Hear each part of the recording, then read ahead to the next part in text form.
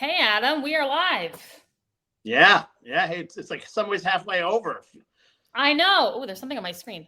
Welcome to the Saratoga Podcast, everybody. Happy Wednesday and happy almost end of July. I can't believe it. Yeah. Yep. We're It's getting crazy. into the harder racing season. I know. And it's been a minute. We've had a crazy July, but I'm so happy to have you join us today. And Dan should be on with us in a second. He's having some IT issues, as Dan has. So we'll probably give him a little grief about that, but he should be on with us in a minute. And I know we have a lot to talk about because it's been a minute. Yeah. What do you want to start with? I mean, there's so much. So there was a city council meeting last week, and there was a couple things on there that I definitely wanted to talk about. So should we just dive right in? Let's jump on in. All right, cool. So one of the first things, there was a couple presentations, and this sounds a little maybe dry off the top, but I actually think it's kind of an interesting one. There's always been a lot of complaints from the neighborhood around the high school that the high school students who are driving to school are parking in their neighborhood and creating a lot of issues. Oh, wait, I think we might have Dan. Hold on. Dan, is that you? We are alive, aren't we? Look at that. Hey, look at you. Dan, the three of us back together. Yay, I'm applauding. Yes. It's when was the last time that happened? April? I know. Wait, Dan, I like your summer stubble. I was looking closer, Dan. All right.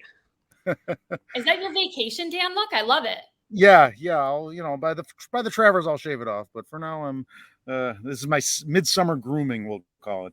I'm digging it, Dan.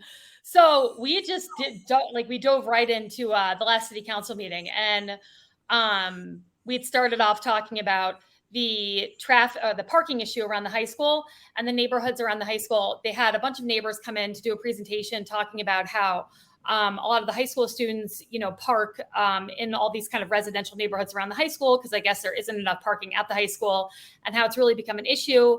Long story short, the council voted 5-0 to impose 2-hour parking limits in a lot of these residential streets around the high school. And on its face, I know it seems like a little bit of kind of like a dry topic, but I actually think it's kind of an interesting one because I don't know what all these kids are necessarily going to do come September and going back to school with a 2-hour parking limit. I don't know. Maybe this is only interesting to me. No, I was at a city council meeting a few months back when some residents came in and basically complained and pointed out the problems that they dealt with. I was hoping some of it was untrue because some of it was kind of, vulgarities and littering and things like that. And then that was a shame. It's not just simply parking. This is what they alleged. I don't know. I don't live there. But I drove to high school. I think my last 2 years of high school. But it's a privilege, right? You can still take the bus. Yeah. They're not obligated to give you parking, right? They're offering buses. Well, I guess the question was, that high school's been there for a long time, right? Have high school kids always been parking there? Is this something they knew about when they bought their homes, right? And so that's the issue I would have. Is I understand the concerns, and I wouldn't want a bunch of high school kids. I can imagine there's just some awkward moments because we were all high school kids once. Some of us, like myself, weren't the best kids. I wouldn't want 17-year-old me posting up in front of my house. But then again, was this the rule when they bought the homes? Because if it was, it's kind of like, you get what you get. Yeah, I honestly, I don't know. I just think basically more kids need to be like carpooling, essentially. But I also think that, sorry, I have a loud fire truck going by. I also think that this just kind of pushes the problem further out into the neighborhood, probably, because I doubt that kids are going to be like, okay, you know what, let's just carpool now, or like, I'll take the bus now. I doubt that that's going to happen. I doubt that they're going to, they can't come out every 2 hours and move their car. That's obviously impossible. As far as I know, I don't really know what high school schedules are like, but I can imagine that's probably going to be impossible. Right. So they're either just going to get tons of tickets or they're going to just move further out into the residential neighborhood. So I'm not sure this is necessarily going to be an effective solution unless you're working with the high school to come up with like a tangible solution for the overflow. Right. Are they simply displacing the problem to a different neighborhood, right?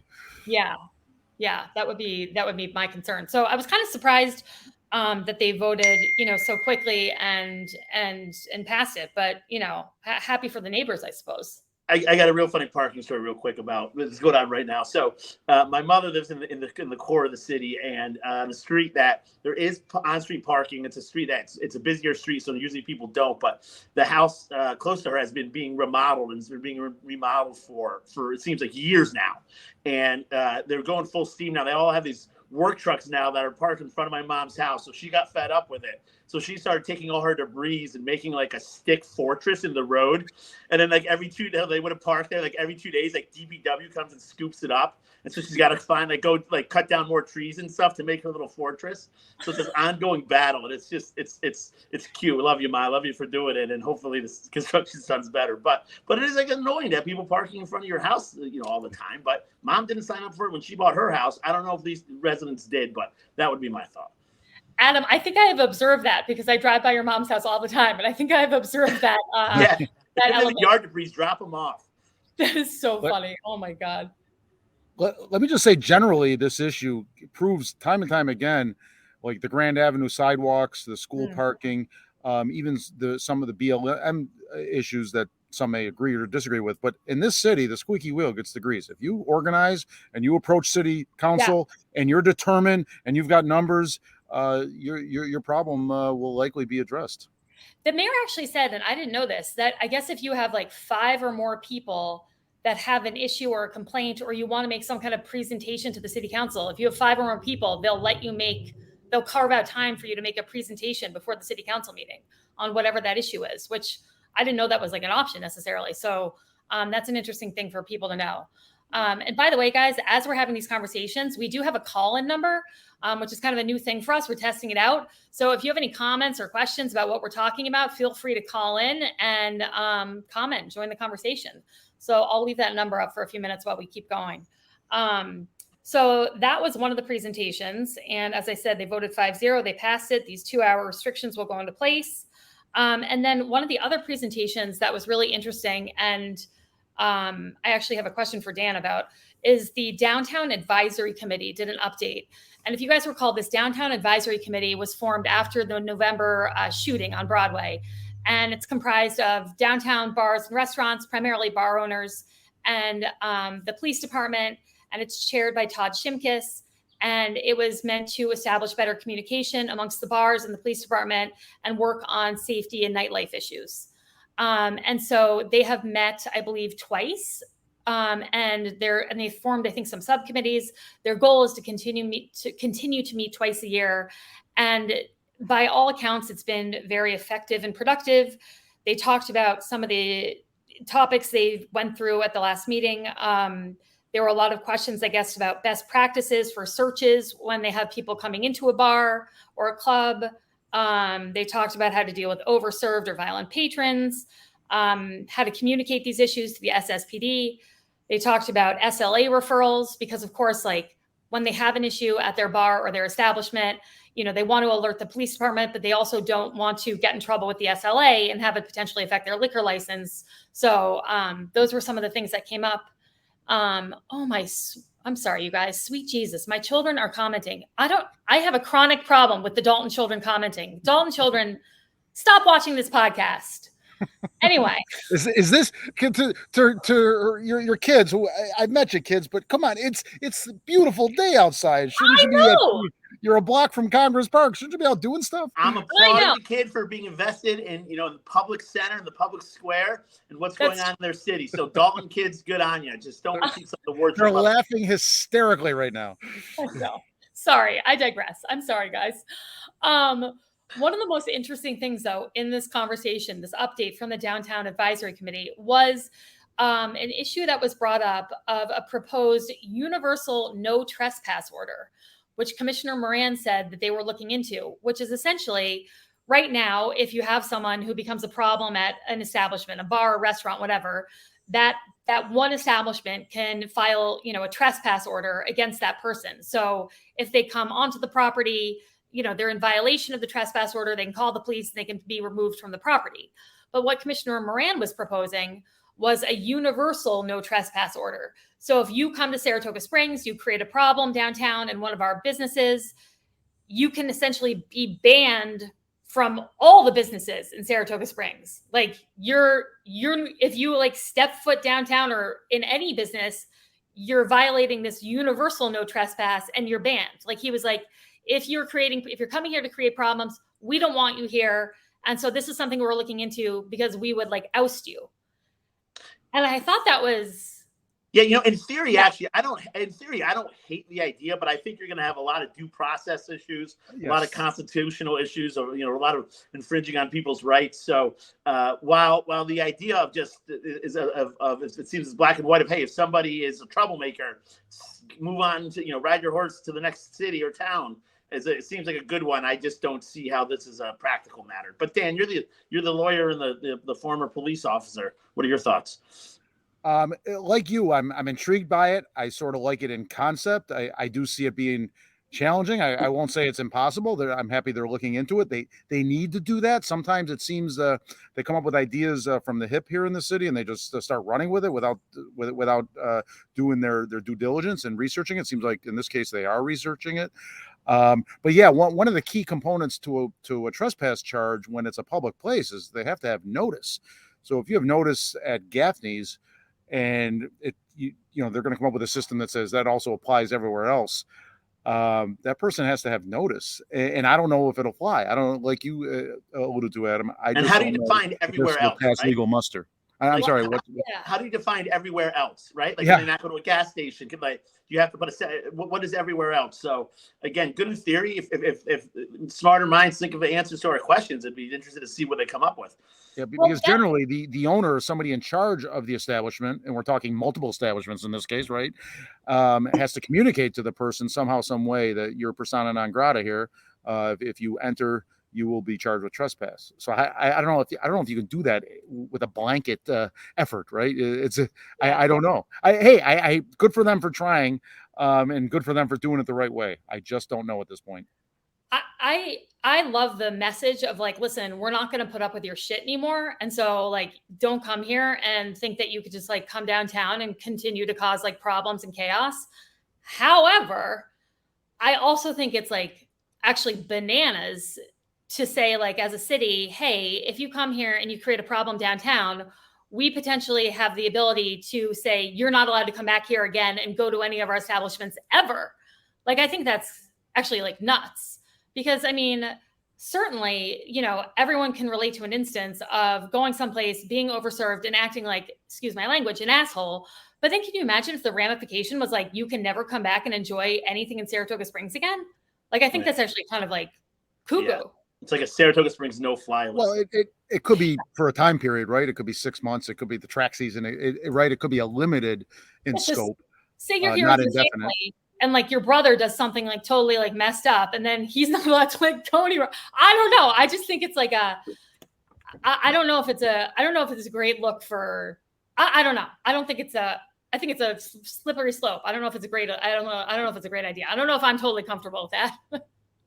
What I don't understand is, we think Saratoga is so unique, and it is overall. But the fact is, whether we're talking about Airbnb or this issue that we're talking about, other cities, other municipalities have already had these same issues. They've addressed it with homelessness. There's got to be templates out there for things that work, and that's part of the legal research, right? They were probably already challenged in court. They either the court threw them out or the court upheld the laws and the ordinances and so forth.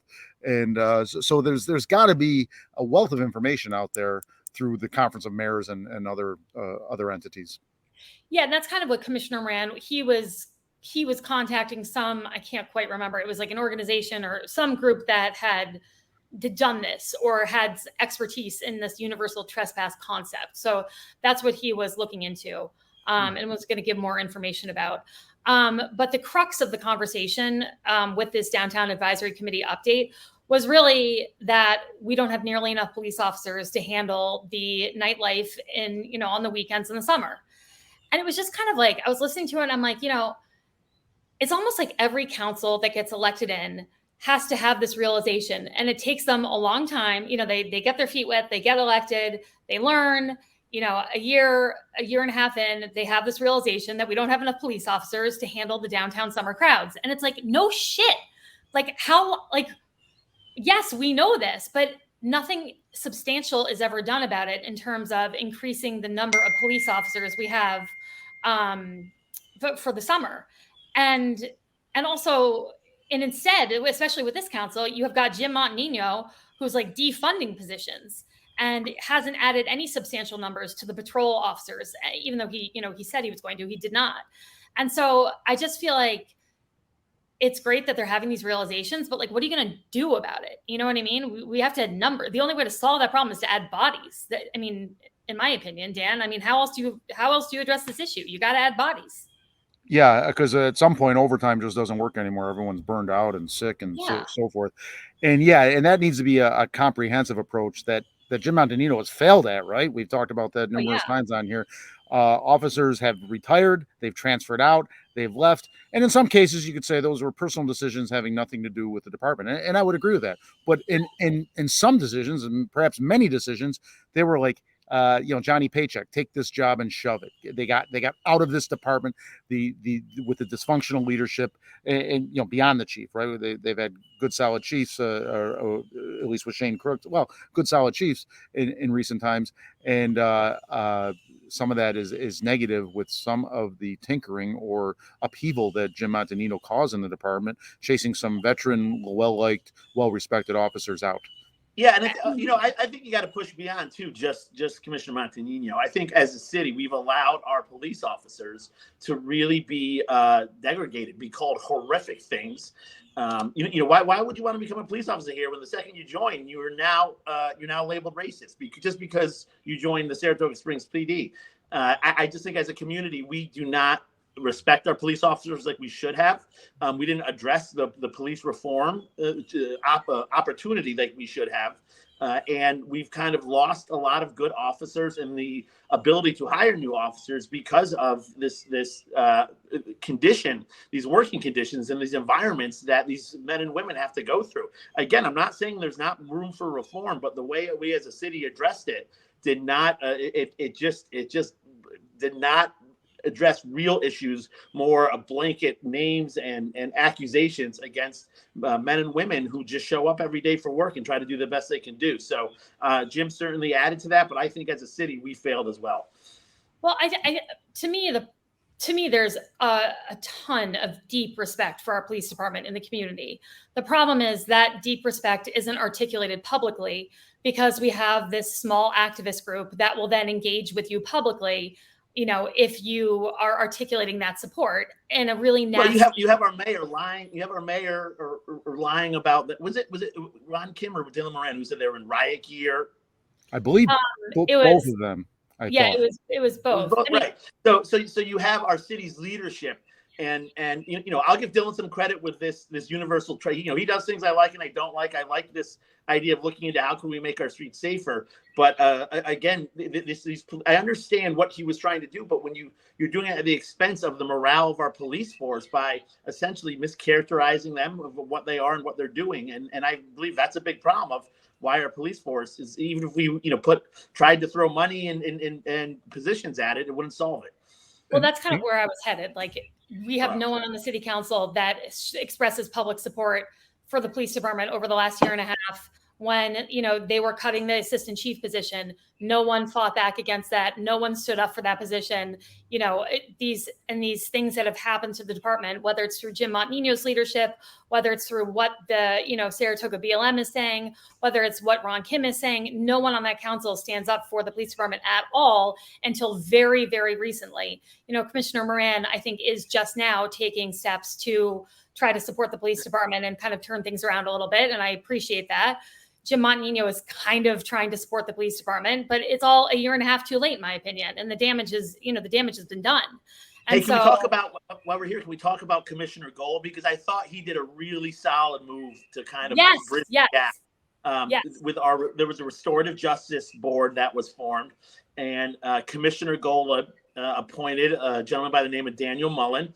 I played Little League Baseball with him in Saratoga. His father was a police officer. His father was my dare officer and a police officer. So he is a legacy police officer in this city, and somebody who I absolutely think you need both sides at the table to make changes. Do you guys agree? And he's also the president of the PBA, I might add. President of the PBA, right? Rob, if you want to fill in a little more background on this, Sure. But so, I thought this was such a stand-up move by Commissioner Golub. So basically, we part of the 50-point police reform plan was to put together a restorative justice committee. And so all the city council members got to make an appointment to this restorative justice committee. Largely, the appointments have been more kind of the progressive activist types, I think would be a fair assessment. And Commissioner Golub just made his appointment to this restorative justice committee. And the person he appointed was Sergeant Mullen, who's an SSPD, an active police officer in our department. He's been there for quite some time. He's an incredible police officer. He's contributed, immensely to our community. He's the president of the PBA. But it was a really bold and strong statement, I think, from Commissioner Golub to put someone from the police department on the restorative justice committee and make sure that law enforcement was represented in that process and on that group. And I also think it speaks volumes about Sergeant Mullen that he accepted the appointment and he was willing to do it, because there's a lot of friction between, the police reform plan and how that was, established and presented, and the police department. Understandably, I think that, a lot of things went wrong there. So I think it was a really strong move by Commissioner Golub. I think he'll probably get a lot of heat from Saratoga BLM over it. But I applaud him for doing it, and I applaud Sergeant Mullen for accepting the appointment. If Commissioner Golub has been a statesman from what I've seen so far. He's really sort of stood out as one. He's not. I haven't seen him sling mud, and this move is consistent with what he's done. And I'd like to see that continue. I'd like to see that continue with the old thing. I do have to say with Commissioner Moran, it was just a month ago where he said Lex Figueroa was thrown up against the wall when he was had to go in to be fingerprinted, and that was simply wrong. That was factually wrong, and it was proven wrong with video. So I'm still sort of bothered by that. That wasn't that long ago that he said that. I hope you're correct that he is turning the page. I think he believes he's supporting the police officer. I think he always believed that. I don't believe that, or I didn't believe that in the recent past. But I am open-minded. If that evolves and it changes, I hope I recognize it. Yeah, agree. Well, I'm interested to see what the restorative justice this group does. I think it's a very esoteric concept, and I think it's going to take a lot of training. I'm kind of curious to see how it actually is executed, but conversation for another time. Speaking of Commissioner Moran, one of the other things that came up at the council meeting was his proposal for regulation of short-term rentals. And this is actually a very hot button issue in Saratoga Springs specifically, because as you both know, we have such a thriving rental market for the summer. So many people do rent their house for track season or have, I think one of the issues that I actually have is that in recent years, so many people have been buying properties that they're then renting out, actually not just for track season, but year round. And, in a lot of residential neighborhoods, you now see properties that have just become year round Airbnbs.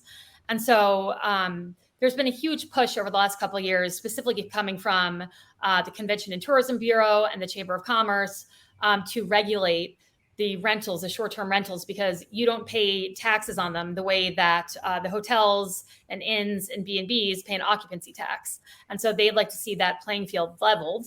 Although the way this is being presented is kind of more of a spin of, we should be regulating this for public safety reasons.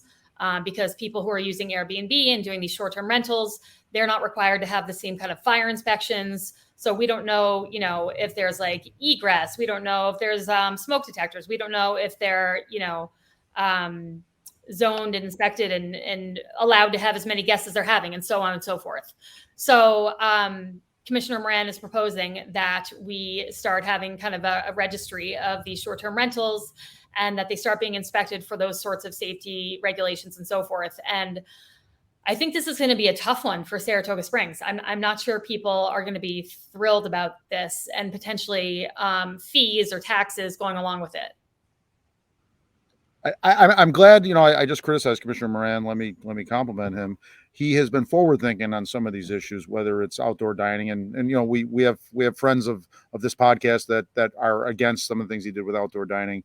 But he is thoughtful and forward thinking, and he addresses issues. He's not afraid to step into a gnarly issue. So I commend him for that. Well, Yeah, I was going to say and we, my family's both in the hotel business and the local Airbnb business. So Yeah. just I see it from both ends here, I guess. But I'm a big keep government out of my business kind of guy. With that being said, I think business has an obligation to regulate itself before government has to come in and regulate it. And I don't think that we're doing that with Airbnbs and the short-term rentals. I think it has the potential to change the landscape of our city. Like Robin, you said, what is it doing to property values now? That in one way, if you're a homeowner, you're like, great, my property value is going up. But in the meantime, we're losing any ability for somebody in a middle management job to come afford a home in our city, right? And middle management jobs covers a lot of different people in that salary range. So it does have the ability to change our city dramatically. I hope it's not a slippery slope to too much government oversight. I don't want to have to get my Airbnb inspected monthly and pay a fee every month. And, so it is a slippery slope, but I think it is, we need a step to start talking about it and figuring out how can we do this in a smart way that benefits the city as a whole. Yeah, so when I began my term on the city council in like January 2020, this was issue that the city council kind of like almost like hazed me with. They were like, Robin, this is a problem. You look into it. And so I did. I started looking into it, and then COVID happened and so on and so forth. But one of the biggest issues was that there's really no way to figure out who's using Airbnb, like who's renting short term. So you have to have people basically just like volunteer and tell you voluntarily that they're using Airbnb or they're renting out short term. Yeah, but can't you require the Airbnb to tell? I mean, I know some places where Airbnb collects the occupancy tax. I mean, yes. Easy, right? So the only way you can do that is going through the county, because our city is too small to do it through Airbnb. Like the zip code 12866, you can't do it through the zip code. You can't do it through just the city. You'd have to do it through the county, and the county has no interest in working with us to do it through Airbnb. So the only other way to do it is to enlist a company that would essentially come in and pay people to like lurk around town and try to identify Airbnb houses by essentially like walking through the neighborhoods and like watching and spying to see if people are renting out short term, which is like, and then paying people per house that they identify, which I thought was like just not in the spirit of how we operate in Saratoga. Like I was like, that's we're not going to do that here. But and then I also thought that these regulations, the first step should be that they should apply to people who are doing Airbnbs with non-owner occupied properties, because I think that's the biggest problem.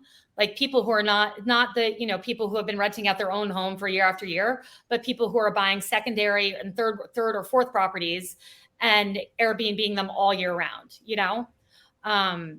So I thought that would be a good starting place. But again, there's no way to know who's doing it unless people volunteer that information themselves. So I don't know. It's kind of it's a tricky one. And I didn't hear Commissioner Moran identify how we would be starting this registry, like how he would be kind of addressing that specific issue. Again, this is something that other cities must have been ahead of us on this because it's such a pervasive issue. I just came back from Narragansett, Rhode Island, and they have a similar issue there. And you guys touched on it. It's like, how can middle income afford? The market forces alone pushed out the middle income people buying a house in the city. The Airbnb effect has just exasperated that problem. Yeah. I keep hearing about the housing market is slowed. I haven't, it's anecdotal on my part, but I haven't seen it in Saratoga Springs. The prices are astounding. The rent prices that they're getting for Airbnb are astounding. It is just Saratoga has no. It's like the sky's the limit. Dan, I'll quote my father on this. He's been in the real estate market for over 40 years in the city. He'll say Saratoga will never, knock on wood, never devalue, right? It might not create as much value as or it might stay flat or stagnant, but it'll never go down. And over 40 years, I've always seen that to be the case. Well, I mean, to me, it makes perfect sense. Why? Because we have these kind of like natural boundaries that limit the inventory and limit our ability to grow outwards, right? So like you look at the east side and you've got the Northway right there. And so there's nowhere to go. You can't go up, you can't go out. And so the natural boundaries to limiting inventory make it the real estate market fundamentally, somebody told me too, and which makes a lot of sense about the success of Saratoga. I'll give a lot of credit to the people who came here, like my father in the 70s, 80s, and 90s, and worked their butt off to change the city to the city it is now. But more so, Saratoga really is the jewel, or one of the few jewels of New York State, right? So New York State has a lot of old industrial cities that have fallen under tough times. But north of New York City, you have the Westchester area, and then you maybe have Hudson, which this is up and coming. But New York State does not have many desirable cities, and I know I'm leaving some out, and I apologize. Maybe Ithaca. Saratoga really is a jewel in a large desert here. Oh, I couldn't agree more. I consider myself like a New York State girl. I went to Cornell and Ithaca. I grew up in New York City. We had a home in Long Island, and anyone who's traveled in New York State knows that this is so unusual for upstate New York to have a city that thrives the way Saratoga Springs, thrives. Speaking of that, however, on the other end of the spectrum, I want to talk quickly about our homelessness issue, and also specifically the homeless task force that Mayor Kim put together has made a recommendation on a property to build a navigation center, a code blue, and they just made this recommendation a week or so ago. And I don't know if you guys have been following these meetings, but they started off with something like 25 properties and narrowed it down and finally narrowed it down to 3, and specifically voted on one that they're recommending to the council to purchase and build these various structures on. And the one they're recommending is it's like 3 acres that's on the intersection of Weibel and Lake Avenue, right before the Storts, on the, I think, south side of the street. Do you know what I'm talking about? Next to the Northway, between the Northway and Stewart's, I think is Correct. What you're saying. And Robin, while you're talking, I have to go offline for a second because I was in beautiful shade when I started, and lo and behold, that changes, and I'm baking in the sun. So I'm going to keep on. I'm just going to adjust myself. You keep talking, and I will. I'll still be with you, but I'll be back on in a second. No problem.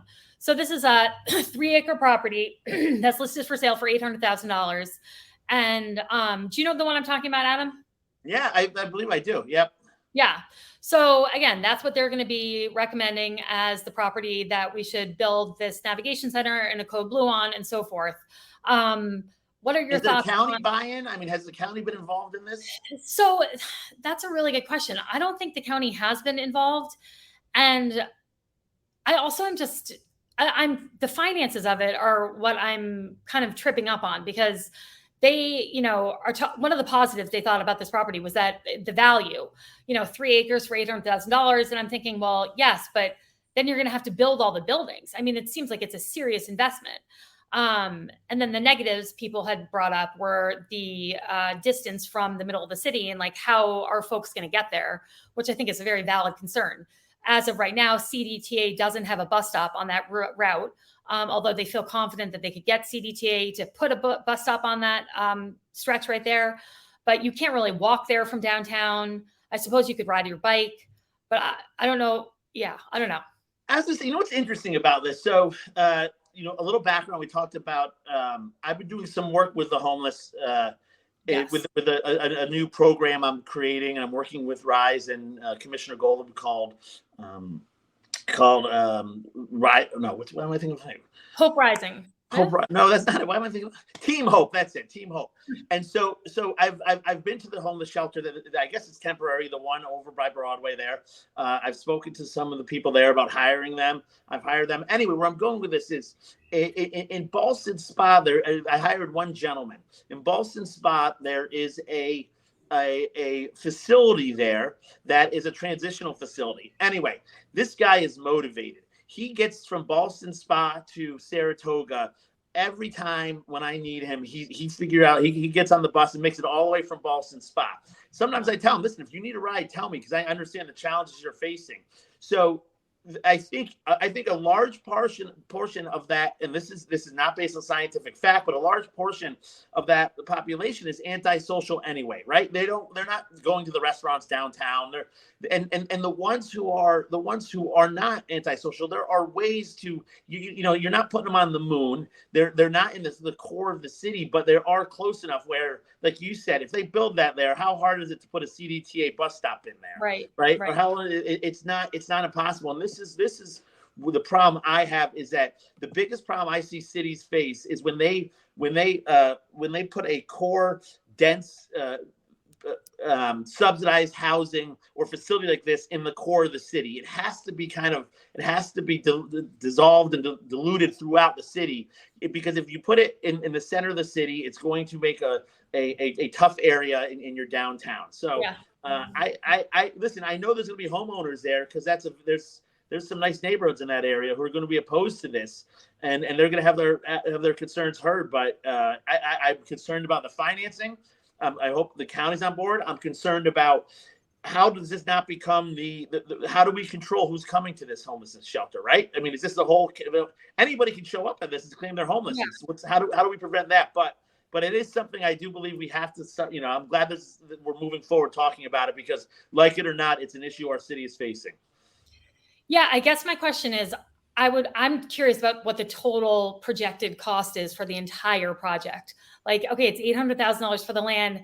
How much is it going to cost to build these? I think it was 3 buildings on that property. I'm just wondering what the all-in cost is going to be. And then there's the operational cost, because to me, it sounds like it's going to be like a multi-million-dollar situation.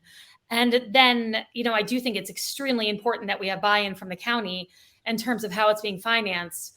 I do think, though, it's a good location. I really do. I think it's probably the best location I've heard of in all of our conversations about where a Code Blue should go in particular.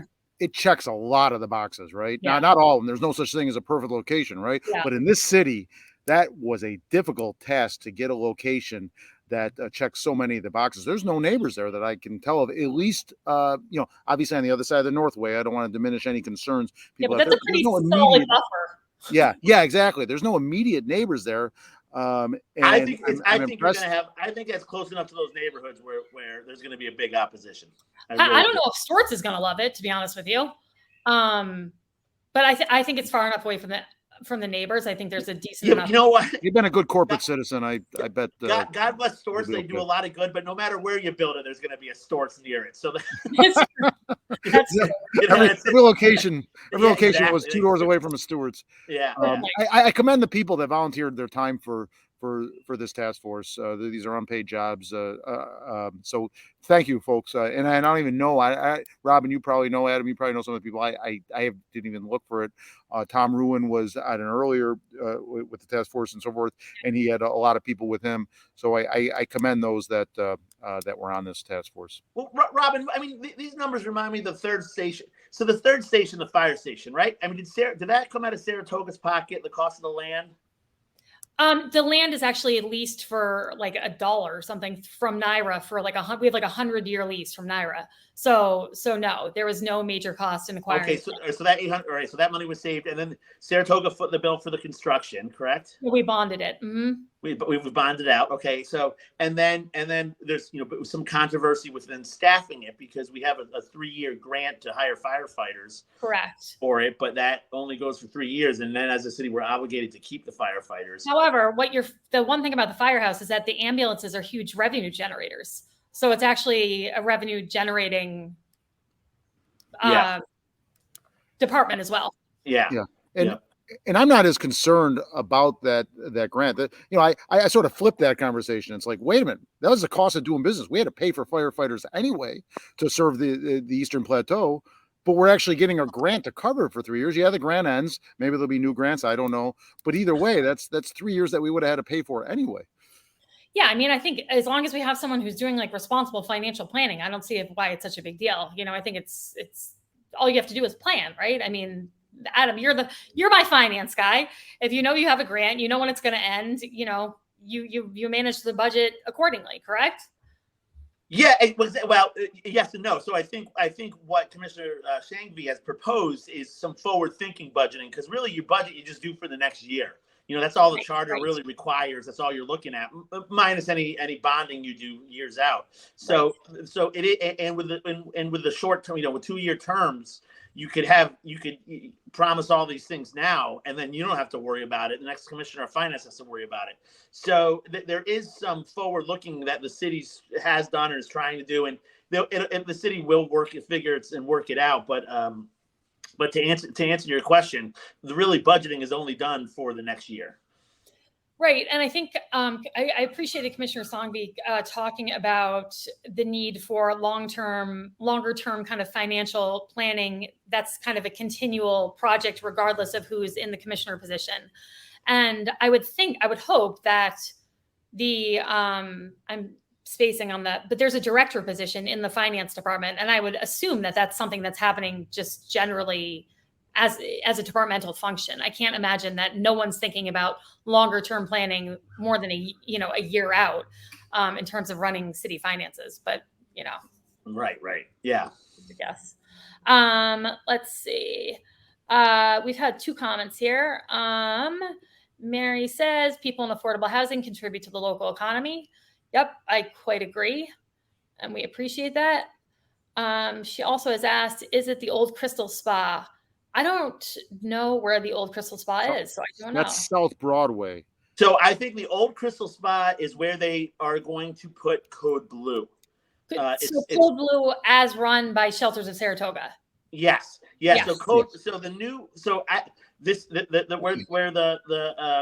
the low barrier homeless shelter is now was Code Blue. It will be there this winter. It's cut down the beds like in half or 3 or a quarter or something. So there's less beds there, and they're already full now. So Code Blue, this winter we need some place for the homeless who are not in the shelter when it gets cold. So the Crystal Spa that has it's like a motel with a spa in the center, South Broadway. That is where it's proposed to have the next Code Blue. Yes. Is it the place next door, the Grand Union? I think it's the Grand Union, actually. I think it's the Grand Union. Or are they one and the same? I lose track because that area, all the hotels have closed up in that little stretch there. It's all I know is that Shelters of Saratoga has acquired that. I think it's the old Grand Union property, but they're putting different barriers of housing there. So they'll have, I believe, a Code Blue, but then they'll also have, I think, more transitional housing as well. So, in its totality, we're looking at a lot of different resources for the unhoused population in Saratoga Springs, between what Rise is doing on Adelphi Street, between the Walworth property that Shelters of Saratoga is already running, between the proposed new property that they're going to be building at the Grand Union, between this other property that they're talking about doing, on Weibel and Lake. I mean, we're talking about a significant amount of housing and resources. Right. But is it a never-ending flow? Is the challenge? Yeah, I don't know. The only thing I will say that I don't mean to sound like jaded and kind of critical, but when the Adelphi Street homeless shelter opened through Rise, there were a lot of people in one particular political party who were posting pictures of the Woodlawn Garage and, no vagrancy at the Woodlawn Garage as proof positive that the Adelphi shelter had worked and we had solved the vagrancy and the homeless crisis downtown. Because look, there's no one at the Woodlawn Garage. It's so clean and perfect. We don't see any homeless people there anymore. And I just thought that was premature. And I also thought it kind of undermined the entire purpose of a shelter, which to me, it just made it seem like the shelter was just to move people out of sight, out of mind. And I have to say, I've driven by the Woodlawn Garage a lot. It's, kind of part of my daily route. There are, fully people back there as expected. And it just goes to show that solving this kind of issue, addressing this kind of issue is not just as easy as opening one no barrier shelter. It's complicated, it's nuanced, and there are always going to be some population here of people who are unhoused or choosing to live a life of vagrancy. That's just the reality of life.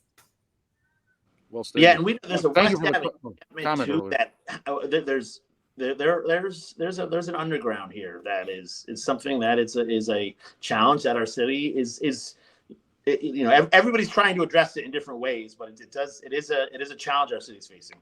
Yes. Yeah. Although on the positive side, I just wanted to, again, highlight, Adam, what you're doing and what Commissioner Golub is doing, because it's pretty amazing. Commissioner Golub has developed a program with the Department of Public Works that's offering part-time employment for the folks who are staying at the Adelphi Street shelter to start giving them a path to permanent employment. And so I think they have currently four part-time employees who are working through DPW. And you, Adam, also have started a similar program. Can you tell us a little bit about it? Yeah, so I met with Commissioner Golub a while back. He had put out a call for anybody looking to hire. He was at the shelter and said, listen, there's some people here looking for jobs. If any private business wants to hire them. I was looking for a job. My dream was to go back and work for a company doing what I did in Ukraine and Poland, but nobody wanted me. So I rolled up my sleeves and said, okay, what can I do around here that's worthwhile? And I was painting buildings for my father, and I thought, hey, listen, this is something that if I could get more people, maybe there's a business here. And at the same time, Commissioner Golub put out a call for people to hire, people who are residents of the shelter. And I thought, boy, this is a population that I can work with if they're willing and able. So I met with some RISE people. We put together a plan. I met, like I said, with Commissioner Golub. So our two programs are working together. So the idea would be he's almost using DPW as a vetting and a trading course to have people work there for the summer, doing seasonal jobs, but get them back to the working life, and then having private businesses like mine that is a for-profit business, but now say, all right, we can. These people have worked for DPW. They've shown that they're showing up for work. They're doing a good job. Certainly, we understand there's challenges, but there's challenges with every employee. So and it's so far I'm absolutely amazed, and me as kind of more of a conservative, right-leaning rhino Republican, but I'm amazed with at least the one gentleman really stepped up and wanted to get to work, and I'm having a great time working with him. I'm learning a lot about our population, our homeless population. He's been in homelessness for over 17 years, and his father is in the homeless population too in the city, right? So he has been in shelters for a long time, and he knows that culture. But boy, he shows up, and he's really honest with me, and he tells me his struggles, and we work with him and his PO and whatnot. So anyway, it's a drop in the bucket, but it's a start. So anyway, thank you, Robin, for pointing it out. We're excited about it, and there's gonna be more to come with Team Hope. This is news to me, Adam. Congratulations. I didn't know that. Wow, good for you. Well done. I think that's just so incredible, because I cannot imagine. I mean, just getting a job in general is tough. Just it is. You have to have your shit together. You got to be organized. And if you don't have a place to live, to be able to get yourself together, to have what's necessary, to show up, to try to get a job, I just think the barriers to doing that are so immense. And the likelihood of your being employed is, slim, without people understanding your situation. And so I just think this opportunity is fantastic. And I think it's really going to provide such a meaningful support system to getting people into a more consistent and housed and supported lifestyle, Yeah. One last thing I'll say is, so what we're doing is we've kind of built this to go, and we're doing things, and we're looking for contracts to do landscaping and painting. The two are two kind of not core values, but our core competencies that I think we do, and we can do well. But one thing, when I gave the talk at the shelter, I told people, I said, listen, there's an option here for us to do a background check on you. And I said, I strongly suggest that you let us do this background check for two reasons. One, because if and when you leave us and go to work for somebody else, you want to know what's going to come up there. And I, as an employer, can address that with you and go over the challenges and how an employer sees it. The second thing is that I can then go to potential clients and say, hey, listen, there's this confidentiality, but I can tell you what we're not, right? I can tell you what the comfort level I feel after seeing the background checks of the people we employ, and this is people who one of our first jobs was cleaning. Not one of our first jobs, because there was a time of comfort level, and we cleaned out some garages and got a home base, but cleaning out my own home, right? So we've gone to my own home. We've done the work around my house, my children, and my wife around, and that's something I feel comfortable in because I've seen their background check, and they were comfortable with that. So that's just a little. If anybody's looking to get their something painted or something mulched or mowed, reach out to us through the show, and we'll be happy to come out and give you a bid. Wait, that's really, really interesting, though, what you just brought up about the background checks, because I could see, it's such a good way to kind of like look at it, because most of the time you hear about a background check and it's kind of like a punitive thing. It's like a way to not hire someone. We want to background check you to make sure there's nothing, in your background that's going to prevent us from hiring you. And you're using it as a tool to actually help them overcome anything that might be in their background and almost turn it into like, okay, let's get over this barrier for now and in the future for any other employment. And I just think that's awesome. I think that came out with working with Rise, right? Because I don't know, I know how to run a business, but not how to necessarily deal with somebody who's facing the challenges of homelessness. And so we worked together with Rise to kind of develop this program of an employee. The job is employee centered and focused as opposed to the employer, right? So we work around that. Listen, their health, their recovery is the most important thing. So we talk to parole officers or probation officers. I never knew there's a difference. There's a difference. If they have treatment they have to get to, that is a absolute valid reason to not come in, to clock out, to give them a ride there. So this job is based around the employee and their recovery. And I honestly, I think it'll be a solid business model, because I believe it'll benefit the employee, and we'll get a lot more done. So anyway, check us out. There'll be more coming soon. We're about to do the big drop and release. So Team Hope will be all over social media, and you can comment or reach out to us here. That's awesome. Well, one more really quick thing, guys, because I know we're running out of time, but one thing that I would encourage people to go listen to, because it's been happening and I don't think people have had a lot of eyes on it. The Civilian Review Board that was created by Commissioner Montagnino and the City Council has been meeting. You can watch the videos online of the meetings. They just passed their policies and procedures. They weren't attached to the agenda, though, and they weren't discussed. So I don't know what they are. I reached out to Kristen Dart, who's the chair of the Civilian Review Board, and asked her if those could be shared with the public, because I'm just curious as to how this is going to run exactly and kind of the nuts and bolts of it. But I'll keep you guys apprised of how it's developed and how, I think they are anticipating that they'll be able to start taking complaints by the end of the summer. So I just think this is an important one for us to keep our eye on and keep people updated about. Yeah, I'd like to see that document as well. We could foil it, I guess, but hopefully they just offer it up. Yeah, she was surprised that it wasn't attached to the agenda online. So I think, I don't think they're going to have any problem providing it. I'd be kind of shocked if I had to foil it. And a quick point, just go back, we had 2 commenters, right? I just want to thank those people for writing in with the comments. Yes. Back 5 minutes ago. Yes. But Robin, back to your point, I'm glad you're bringing this forward, because certain things get forgotten about in this city, and if you're not watching if you're not at the city hall meetings or city council meetings or watching them, some things aren't reported. Maybe it was reported in the press, but I didn't catch it. I've been watching all the meetings, guys. I'm all over all the meetings. I'll save this for the next podcast, but the other meetings I've been watching have been the Civil Service Commission meetings, which sounds so boring, right? It is chock full of very interesting information. And in the next podcast, I'll get into it some more, because I was kind of shocked at some of the things I was hearing. And I think this also makes me like the geekiest person in Saratoga Springs, because I am listening to all these meetings at home, but they're important, guys. They're important. A lot of stuff happens at these meetings that no one's paying attention to. And so that's our little job here, right? To bring it to the public. Yeah, I thought you were going to tell us it was chock full of drama. Then I'm like, okay, I'll be watching. They are kind of chock full of drama. That's the thing. I'm like listening to them and they're kind of like blowing my mind. So Anyway, I know we only have a few minutes, so I want to skip to one other just really kind of silly thing, but I had to ask you guys about it before we ended. All right. I put a Facebook post up, 2 Saturday nights ago or something like that. I was driving back home. I was driving down Caroline Street. It was like 10 o'clock at night. And I just observed that there were a lot of bros out, like bros.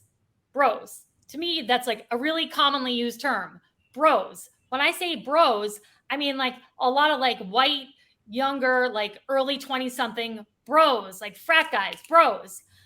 Okay, I put this on Facebook. People did not know what to make of it. I think the implication was that like maybe I was saying bros like brothers from the hood. Like people, they were offended. They didn't think I should use the term bros. I was shocked. I thought everybody kind of knew what bros meant, what that reference was to. And I just wanted to ask my resident bro, Adam Israel, what he thought. Dan, if you know what the term bro means and what demographic it refers to, or if you think it's offensive. Adam, you want to go? Yeah, for bros for me is like everything that's right with toxic masculinity. It's just it is. It's just doing guys things. Sundays are for the boy, or Saturdays are for the boys. Watching football. I have no problem with bros. I don't know why people were offended by it. Again, the only thing I can think of is that bro in some progressive left's mind might be associated with toxic masculinity, but it's just for me, it's just the bros. That's what we did when I was younger. I call myself a bro pa now. I've graduated out of it, but you better believe when I was in my 20s and early 30s, every Friday and Saturday, and probably most Wednesdays and Thursdays, I was on Caroline Street and just doing bro things. So it was, for me, it was just funny that people took offense. And again, like you, Robert, I could not figure out where the offense was. Right? Was it? Maybe it was. Maybe they thought you were being racist. Maybe they thought you were sensationalizing toxic masculinity. But don't take my brodom from me. Come on, left. Let me have it. I mean, I was like, it was one of those moments where I was like, screw it, I'm not backing down. This is not 2020, people. I'm not backing off my bro statement and adjusting, this post. Yeah, I didn't see the post, Robin, so I don't have the direct knowledge other than what you just said here. What do you know the sources of the specific people, or who was criticizing you? It was just random people commenting, being like, you might want to rephrase that. Blah, blah, blah, the left, Dan, the far left, who gets the outrage squad. Yeah, Adam, thank you for your insight. I don't have too much to offer here. I guess because of paranoia, I probably wouldn't use that word in case I'm offending somebody. I don't see it, but what if I'm wrong, right? So I probably wouldn't use that term. But if I said because I don't want to inadvertently make a mistake, and that's what this we've come to, right? But Dan, if I say to you like, oh yeah, there were a ton of bros there, like, would you know what I was talking about? No, not exactly. I mean, I just all right. I'm the oldest of the three. Maybe I'm out of touch. Yeah, the bros. Yeah, let's leave it. The bros really came to light in the early to mid '90s. Dan, I think probably you were out of the bro prime then, so could be it. He's the Dan, we'll bro out sometime. I'll show you what it is. He's the grand bro pa. The bro pa. Bro pa. Now it's turn for my kids to interrupt. I got them pounding on a window in our backyard trying to get my attention. All right, well, listen, let's do our cheers and cheers before we wrap up. Wait, can we do Chick-fil-A?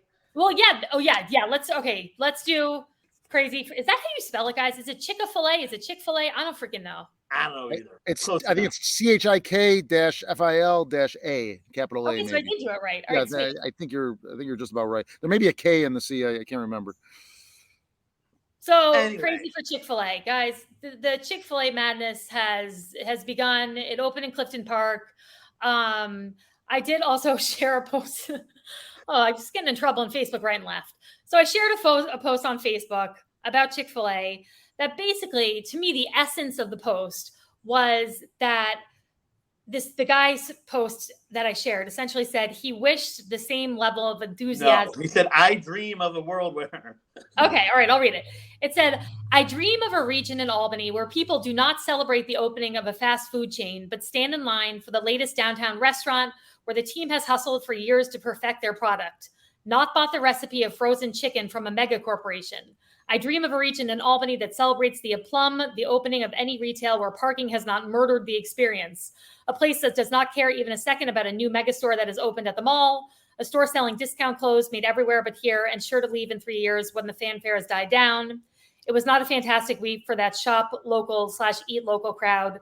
We remain the overwhelming minority here, but more and more see the ridiculousness, and that's a good thing. all around the country, people are getting it right. We can too. It was very thoughtful. I appreciated the depth of what that person wrote.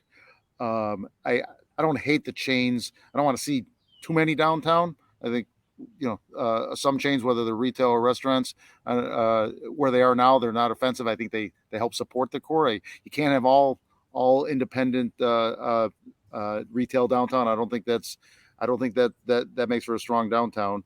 But I love the thoughtfulness of that, the depth. It forces you to think. But I'm not against any store in the mall. I'm happy when a store opens in the mall because our mall is hurting.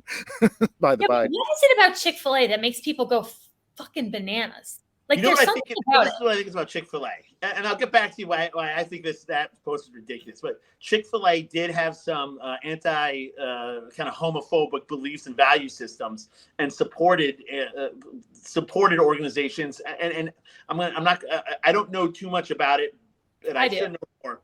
But they did. I mean, they did support organizations that were against gay marriage. Correct. And so they've since, I think, kind of done a 180 on that. That's the kind of, and so I think they already, you say Chick-fil-A and a lot of people on the left already have a very negative connotation to it, right? And so that's kind of my issue. My issue with this post is that there's the hypocrisy of, and I see it on the far left. I'm sure the far right does it too, but on the local on the far left, is that like these are the same people who go crazy for the bar movie and never been to the Spa Little Theater. These are the same people who will go see, they'll go crazy for Dead and Company, but won't go to Cafe. Don't spend any money at Cafe, or maybe they do spend money at Cafe Lena. But it's okay to be crazy about Dead and Company coming, and then it's okay to go to Cafe Lena, and it's okay to be both. If you go see Barbie, you're giving money to millionaires and billionaires. Same thing at Dead and Company, you're just giving money to a lot of millionaires. So be it, though. You need a balance in life, and for I dream of a chicken sandwich that's not made at a fast food restaurant. For me, it's just virtue signaling, and it's just going over the top, and it's the polarization that people be excited about a silly restaurant that's coming up here. I mean, I remember Boston Market came here. People were lining down Broadway to get a chicken sandwich. It's gone now, but it's so be it. But it's like not excitement. It's like a frenzy of, for Christ's sake, I went to the Chick-fil-A Clifton Park Facebook page, right? And there's a video of like the manager before it opened saying like, it's a very serious. And he's like, our highest priority as we open our Chick-fil-A is public safety. And therefore we've worked with the local police department to recommend suggested routes as to how to drive here on opening day. And it literally goes through like how to drive there safely on opening day. And I'm like, Jesus Christ, cars lining up at 5:30 in the morning. Like and then it's like, and then the next post was like, please do not park in the Olive Garden parking lot. Like, please, like, it was like pandemonium. I'm like, is there crack cocaine in these chicken sandwiches? Yeah, it's got a bit of a cult following, right? Chick-fil-A, as do other certain retail, and Doughboys had their cult following as well. I had friends coming from Buffalo. Doughboys, man, Doughboys. So aren't we going to the races? No, Doughboys. So I think it's much marketing. I know a kid that right? Like, don't get me wrong. I already had my Chick-fil-A sandwich and it was delicious, but I checked that. I'm good for one a year. I know a kid that drove to Plattsburgh from Saratoga, got a ticket on the way before there were Chick-fil-A's down this way. It's got an allure. And to your point, Adam, let them do it. I'm sorry? Did you ever see the movie Harold and Kumar Go to White Castle? Yeah. Dude, speaking of which, there you go, man. White Castle, like those guys went to the ends of the earth to get those White Castle burgers. Sometimes you just wanted fast food, The we should have a White Castle. We should have a White Castle. I will always assert that. And when I moved here, I actually looked to see if there was any White Castle franchise opportunities, and they were not offering any franchise opportunities at this time. Yeah, it's just two stoner college kids go on an adventure to get White Castle, and it's a comedy. It's funny. Yeah, it actually is really funny. Hey, I gotta jump off. I got my track gear on. I'm taking my daughter. I'm going with my father and his wife, so we're gonna go see some ponies run. Okay. So okay. Do you have a quick cheer, or do you have to bounce? No, I'm bouncing. I'm out. Okay. Bounce out. I'm gonna go home see the King of Bros Dave Portnoy. I hope I see him. Be like a little school going, hey Dave, love that guy. Let's go find him at the track. All right, guys. All right, over now. Bye. Back together. Dan, do you have a cheer and cheer you can share with us? I've got a couple cheers. One of them centered around something Adam's doing, so I'm going to save it for next week. So I'll go with my first cheer. And I'm going to make it general, then specific. There are a ton of charity galas going on this summer. I think more than ever in past years. Saratoga's always been a place for that during the summer, supporting so many different worthy causes. But this summer, it's over the top. And I'm going to give a specific accolade to the one Therapeutic Courses of Saratoga had at Sugar Plum Farm. They had a casino night and gala there 2 Saturdays ago. Sugar Plum Farm, folks, is the farm across from Saratoga National at the corner of Gilbert and Union. It's like right out of Kentucky. Oh, yeah, it is gorgeous. And I have a strong relationship with Therapeutic Courses of Saratoga with Dr. Aaron Christopher Sisk and Meg Kolaski. And I regret that I could not be there that night because I was out of town. But I just want to commend them. Arthur Gonick, our friend from the 12866 blog, called it the rookie gala of the year. It sounded like it was that good. And there's so many. I don't want to shortchange the others, but that is the one this year that I wish I could have made. So I commend all of these people donating their time for these great causes, some centering around people, some centering around horses and other things. So I commend them all with a special shout out to Therapeutic Courses of Saratoga for their great inaugural gala. Yeah, that's awesome. As you know, my former job used to be covering all the society events, all the galas, all the parties. And so I'm well aware of how many there are. And I was always just so astounded and inspired that at every event I went to, there were always people showing up and giving again and again and again. And it was just so awesome. I just think it speaks volumes about our community and the people that come here. And I think it's one of the most incredible things about Saratoga Springs. Yes, thank you for mentioning the givers, right? They show up for $200, $250 a pop, but they don't stop paying, right? There's auctions, there's this, there's that, there's 50-50. And you can walk out of there. I'm sure there's people that walk out of those places spending well over $1,000. Oh God, yeah, totally. And it's different people every time, and the stories you hear and the causes and the reasons people are having these events are always so inspirational and always so moving. And there are so many, and sometimes I would just be exhausted. I wouldn't want to go out. I'd be pregnant. I got all these kids at home, and every time I would get myself out, I'd go to cover these events, and I would be so happy that I did, because I would always leave having met someone who I just found incredibly inspiring, or having heard something that was so inspiring. And I was just so thankful that I had the opportunity to go and witness again another act of incredible philanthropy. Wow, that's great. I forgot how much experience you have attending those galas. That was exactly your focus, right? A lot of years, yeah. So any cheer? No, I had 2 cheers. I'm going to save my Adam cheer for when Adam is on next week. Well, I've got a quick cheer and a quick cheer. My quick cheer is actually to the 2 ladies in our parking enforcement division. I just saw them on the way up here, and they are so awesome. And they have such a tough job, especially in the summer. There's all these cars parked on Caroline Street right now where there's not supposed to be any cars parked. They have to get out and ticket people, and people yell at them and treat them like such garbage because they don't want to get a ticket. They're mad, but they're parked illegally, and you can't park illegally. And so, they get so much heat from people for just doing their job.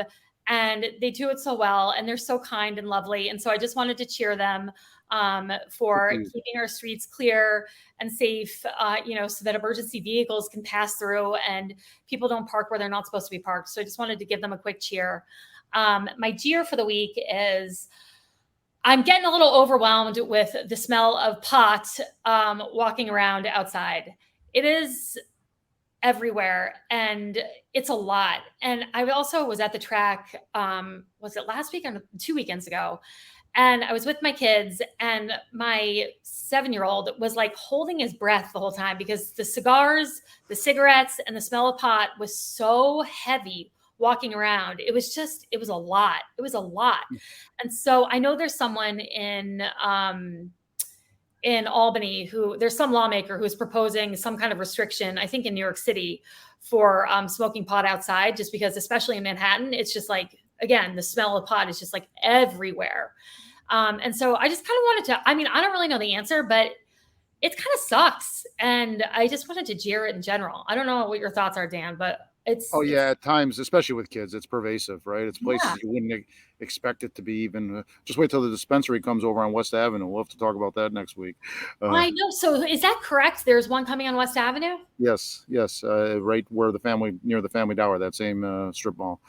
So we'll have to follow up on that next week. But yeah, there's times when, and there's times when if it's just me and I'm in a place where I just expect, okay, I let it, it doesn't bother me. But especially when I'm with my kids and it's a place you just wouldn't expect to do it, it is offensive.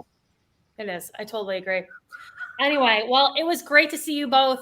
We'll be back, I think, next Wednesday. I know our summertime schedule has been a little all over the place, but we'll get back to a more consistent schedule post-August, I think. But it was great to see you, Dan. It was great seeing you. I hope we do get back to a schedule. Excellent. All right. Over and out, my friend. Thank you. Bye.